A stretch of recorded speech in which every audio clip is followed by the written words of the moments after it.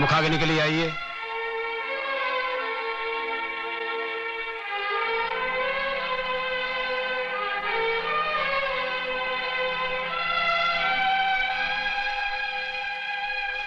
बड़ा बेटा होने के नाते मुझे एक वचन दे, मैं जिधर भी मरूं ना, मेरी चिता को तू ही आग लगाना।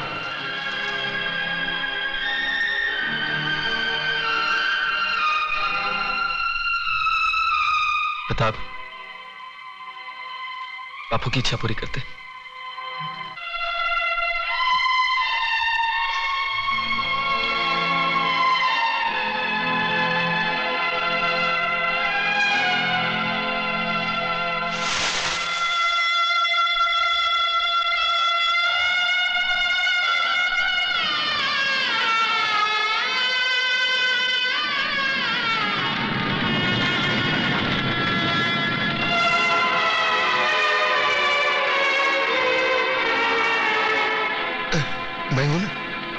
मैं हूं ना।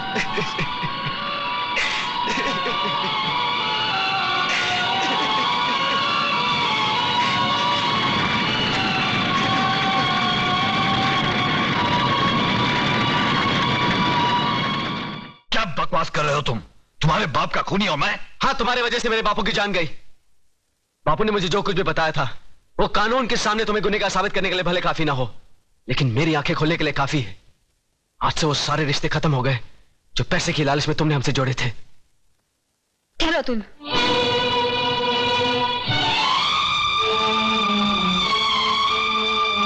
सुन लिया ना बेटी, देख ली ना झोपड़पट्टी में रहने वालों की असलियत।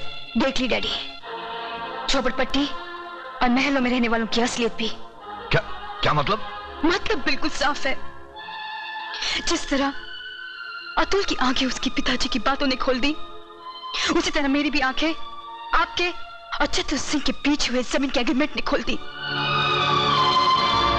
ऐसे अरबपति और बेईमान बाप से तो ऐसा गरीब पति का झोपड़ा बेहतर है।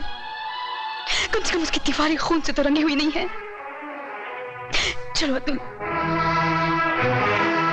ये दुनिया का सबसे बड़ा बदकिस्मत बाप है जिनके पास करोड़ों अरबों रुपए तो है, पर बेटी के कन्यादान कर्ज से वो कभी मुक्त नहीं होगा, कभी नहीं।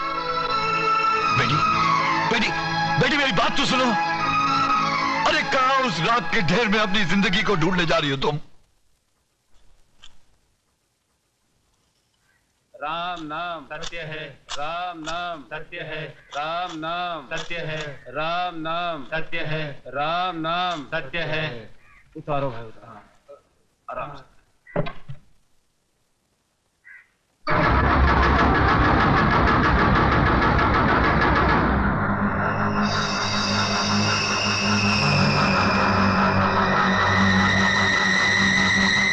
प्रताप, क्या है? ये वही आदमी जो उस दिन बापू से मिलने आया था। हाँ, मैं वही आदमी हूं जिसने तेरे बाप को शमशान घाट तक पहुंचाया। अब तुम दोनों की बारी है, क्योंकि चतुर सिंह ने एक कसम खाई है कि तुम दोनों की चिता की राख से वो तिलक लगाकर ही भोजन करेंगे। ये रही तुम्हारी चिता। फिर देर किस बात की है? चलो बड़े बेटे से ही शुरुआत करो।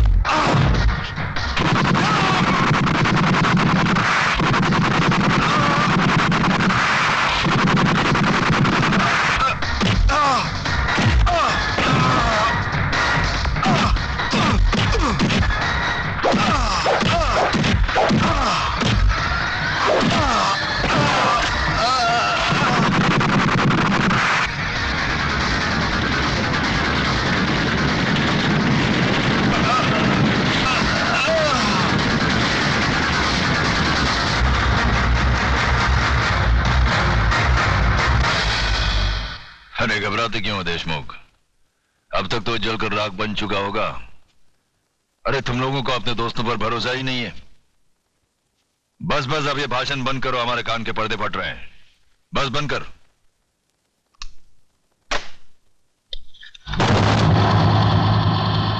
रामदीन, कौन बोल रहा है? चिल्ला मत और मेरी बात अच्छी तरह से अपने भेजे में उतार ले। तूने मेरी राख मंगवाई थी टीका लगाने के लिए, मैंने तेरे भड़वों की राख भेजी है, पूरे बदन को लगा ले। ठंडा कर, अपना भेजा ठंडा कर। चतुर सिंह के आदमियों की चिता जलाना तुम जैसे पागलों की बस की बात नहीं है। ठंडा कर। यकीन नहीं आता तो उस राख को मसल कर देख, तेरे पालतू कुत्ते की निशानियां उसमें मौजूद है।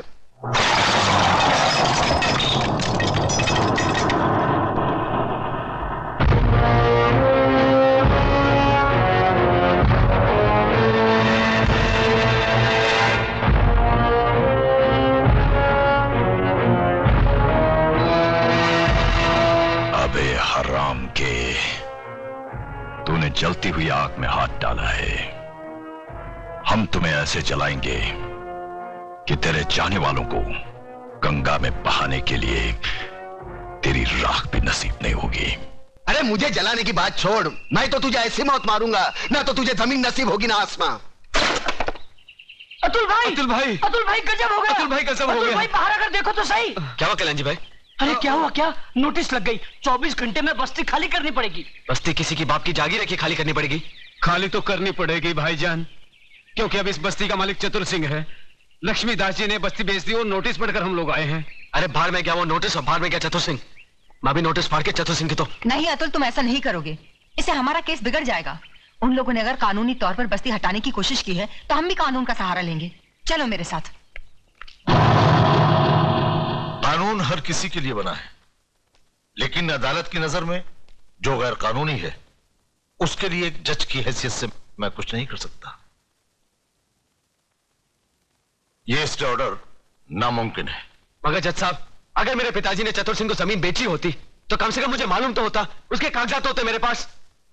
जज साहब, जिस तरह आपने 24 घंटे में कानूनी तौर पर हजारों लोगों को बेघर करने का नोटिस जारी कर दिया, उसी तरह उसे रोकने का भी तो कोई कानून होगा। मिस मेघा, सलाह के लिए वकील होते हैं, जज नहीं। जज का काम है सिर्फ फैसला सुनाना। जानती हूँ जज साहब, अच्छी तरह जानती हूँ कि इस बार भी आपने पैसे खाकर बड़े होशियारी से शुक्रवार की शाम को यह फैसला सुना दिया। आज सैटरडे है, कल संडे और परसों नवरात्रि की छुट्टी। लेकिन इतना याद रखना जज साहब, ये जो गरीबों की बद्दुआएं और चीखें हैं ना, ये साए नहीं जाती। और जब ऊपर वाला अपना फैसला सुनाएगा तुम भी बच नहीं पाओगे। चतुर सिंह, ऊपर वाले के हाथ से तू बचे ना बचे, लेकिन मेरे हाथ से तेरे को कोई नहीं बचा सकता। अगर एक बाप की औलाद है तो एक बार मेरे सामने आकर दिखा। तू भौंकता बहुत है आराम के, और भौंकने वाले कुत्ते हमें पसंद नहीं। दादा का खून हो गया। किसने किया खून? अरे छोड़ो ये सब बातें, मुझे तो चिंता यह है कि शहर का क्या होगा, हम सब का क्या होगा। बहस मत करो कमिश्नर। जो आदमी चतुर सिंह जैसे खतरनाक आदमी की चिता जला सकता है, वो तो हमको कभी भी शमशान घाट पहुंचा सकता है। मगर ऐसा हरगिज नहीं होगा सर। सुनो सुनो कमिश्नर, कल टीवी सेंटर में जनता की अदालत प्रोग्राम में हम सब लोगों का इंटरव्यू है। ऐसा बंदोबस्त होना चाहिए वहां पर कि परिंदे भी पर ना मार सके, समझे?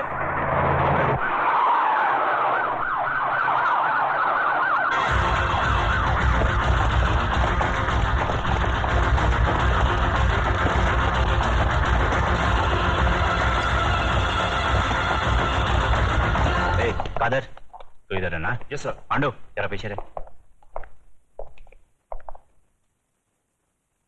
आज जनता की अदालत में जनता के सामने जनता के प्रतिनिधि मंत्री श्री बबन राव देशमुख, विपक्ष के नेता श्री चंद्रसेन आजाद, कानून के रक्षक इंस्पेक्टर सत्यवादी दुबे, न्यायमूर्ति श्री हुक्म अली जाबिर तथा इस शहर के सबसे बड़े बिल्डर मिस्टर योगराज अपराधी के रूप में यहाँ मौजूद हैं।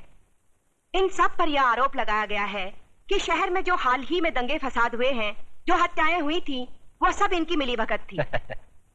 क्या ये सच है देशमुख जी? लोग आजकल राजनीति को, कानून को और पुलिस को गांधी जी के 3 बंदर कहते हैं। वो बंदर जिनके सामने सब कुछ होते हुए भी न कुछ सुनते हैं, न देखते हैं और न कुछ कहते हैं। देखिए साहब, हमारे यहां लोकशाही है और लोकशाही में हर किसी को कुछ भी पूछने का और कहने का पूरा अधिकार होता है। मैं आपकी इस बात से बिल्कुल सहमत नहीं हूं। अगर ऐसा होता तो दूसरे राज्यों की तुलना में हमारे राज्य में चारों ओर इतनी शांति कभी नहीं होती। अगर चारों ओर शांति होती तो पिछले दिनों हमारे शहर में जो दंगे हुए वो क्यों होते? साहब, ये सब विदेशी ताकतों का हाथ है, क्या करें। देखिए मंत्री जी, जब भी देश में कोई विपत्ति आती है तो हर मंत्री का आप ही जैसा जवाब होता है कि इसमें विदेशी ताकत का हाथ है। अब पिछले दिनों जो भूकंप हुआ था, क्या इसमें भी विदेशी ताकत का हाथ था? Order order, please maintain the silence. पर लोग तो कहते हैं कि इस विपत्ति में आपके साथ विपक्ष के नेता चंद्रसेन जी का भी हाथ था और पांव भी था। जी, ये सब बकवास है, इसको हम नहीं मानता है। अरे हमारा पक्ष का सिद्धांत अलग है, इसका पक्ष का सिद्धांत अलग है। हम लोग अलग अलग दल में रह के एक काम कैसा कर सकता है? ये सब गुंडा लोग का काम है, बात करता है। चंद्रसेन जी बिल्कुल ठीक कह रहे हैं।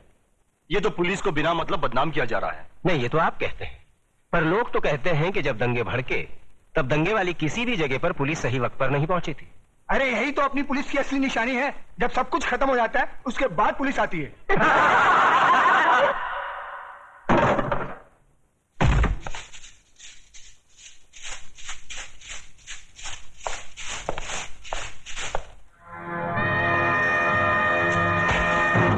यही तो रोना है कि लोग हमें गलत समझते हैं।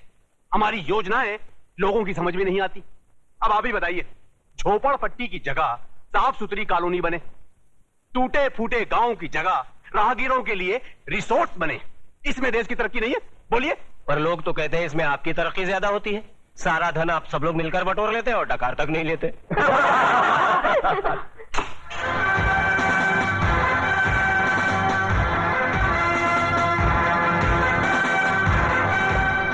नेताजी और पुलिस वाले ने तो अपनी सफाई पेश कर दी। अब जज साहब, आप और योगराज जी अपनी सफाई में कुछ पेश करना चाहेंगे? ऐसे मामलों में लोग अगर कानून के रखवालों पर शक करने लगे तो फिर सफाई में कुछ कहना क्या? देखिए, हम ठहरे व्यापारी लोग, हम अपने धंधे में गुंडों का साथ नहीं लेते। गुंडों का साथ आजकल कौन नहीं लेता योगराज जी? अब तो माफिया वाले भी राजनीति में उतर आए हैं और आजकल नेता लोग भी अपने क्रिमिनल रिकॉर्ड की बुनियाद पर ही चुने जाते हैं। क्यों देशमुख जी, आप तो नेता बनने से पहले दमन से चांदी की स्मगलिंग क्या करते थे? देखिए ये मुझ पर झूठा बेकार का इल्जाम लगाया गया है। नहीं, आप स्मगलिंग करते थे या नहीं करते थे? बस। वैसे मैं भी इस बात को नहीं मानता, क्योंकि हर बड़े नेता को बदनाम करने के लिए लोग कुछ भी बोलते हैं। क्यों चंद्रसेन जी? एकदम सच बोलता है। आपके हर सवाल का मैं एक ही जवाब दूंगा कि अगर जनता की नजर में हम गुनहगार हैं तो फिर जनता खामोश क्यों है? बोलिए, क्यों हमें पिछले 15 साल से इस राज्य में चुनाव जिता रही है? जज साहब, हम पर लगाए गए सारे इल्जाम बेबुनियाद हैं। हमारी सफाई में मेरा यही जवाब है। अब फैसला आपके और जनता के हाथ में है, सुनाइए। अरे असली अदालत आज तक हमारे खिलाफ फैसला नहीं सुना सकी तो ये जनता की अदालत क्या खास सुनाएगी? देशमुख, तुम कभी कभी सच बोलता है।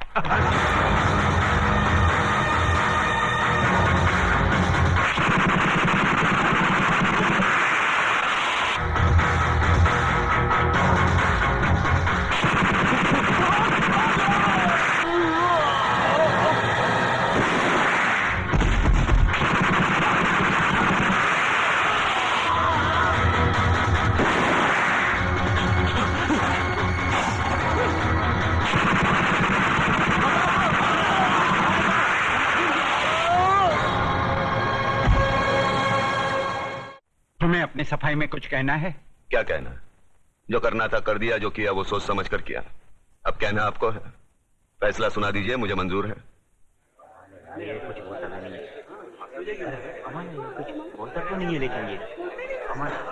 Order order.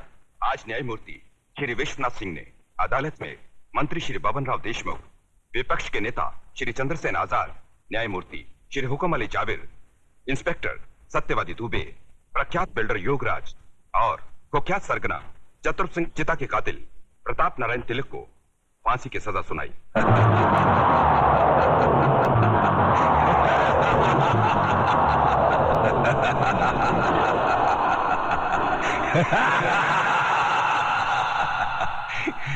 जिंदा आदमी के खून के इल्जाम में फांसी की सजा। देखा पकिया, हमें तो माता के आशीर्वाद और बुलेट प्रूफ जैकेट ने बचा लिया, मगर वो हराम का कानून की मौत नहीं, चतुर सिंह चिता की दी हुई मौत से मरेगा। पता करो कौन से जेल में है।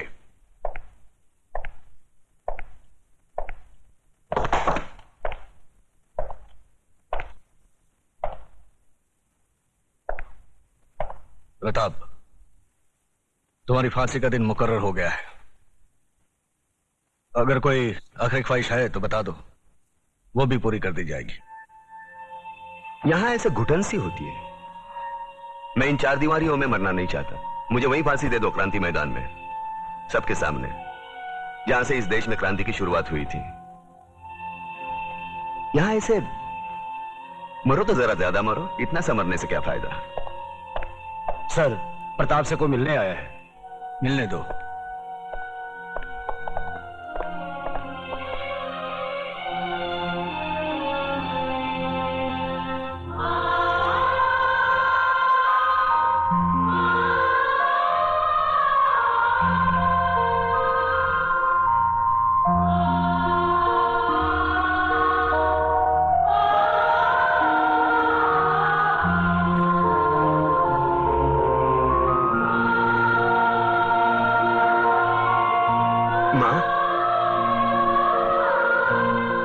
बूढ़ी हो गई, बूढ़ी